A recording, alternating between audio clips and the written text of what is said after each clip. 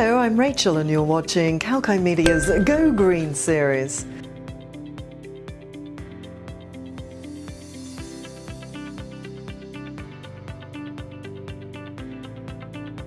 Now, as we all know, Australia needs to speed up its transition to renewable energy. Currently, it's the largest per capita emitter among the world's wealthiest countries. So far, Australia has been unsuccessful in matching with the United States and other nations to reach the goal of net zero emissions by 2050. This is because industries in the country still majorly depend upon fossil fuels. Germany and Australia recently signed a bilateral agreement regarding renewable energy. On the 13th of June this year, the two countries announced the declaration of intent between the Government of Australia and the Government of Germany on the Australia-Germany Hydrogen Accord. Now, under the new accord, the German-Australian Hydrogen Innovation and Technology Incubator, otherwise known as HyGate, would be established. Both the countries are collectively dedicating over $1 billion worth of funds to establish HyGate. The project will explore options to ease the renewable energy supply chain between the two countries. Australia, luckily, is blessed with abundant land and energy resources, coupled with an excellent track record and reputation as a reliable energy partner. The Australia-Germany agreement is likely to have positive repercussions in the renewable sector. So will the accord boost low emissions in Australia? Well, to reach climate change targets, sustainable energy is of utmost importance.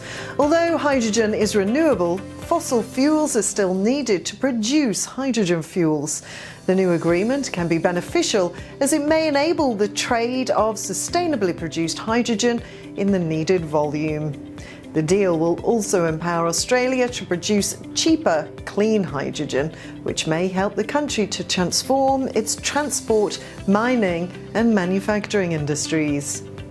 Mega energy firms, including German utility RWE and Uniper, are now looking for new trade routes for hydrogen and other renewables from Australia. Both countries are likely to invest in new initiatives to boost the hydrogen industry. This can help Australia shift their dependency on exhaustible sources of energy. The initiative will not only help Australia reduce its overall emissions, but will also create new job opportunities. The goal price for producing hydrogen is set at $2 a kilogram of hydrogen.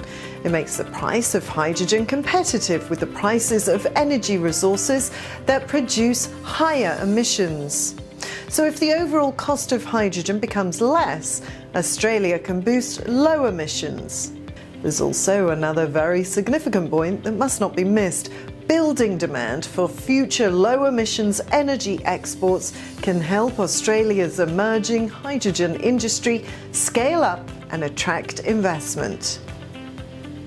An Australian hydrogen industry could generate more than 8,000 jobs and deliver over $11 billion a year in GDP by 2050. That's according to a report from the Prime Minister of Australia's office. Conclusively, under the new accord, Australia and Germany will invest in a series of new initiatives to fast-track the development of a hydrogen industry that can create new economic opportunities and jobs while reducing emissions. Now, if you like this information, please like, share and comment on this video. Subscribe to our YouTube channel and press the bell icon for notifications for our latest videos. For more information, log on to our website, kalkinemedia.com. I'm Rachel, signing off for now.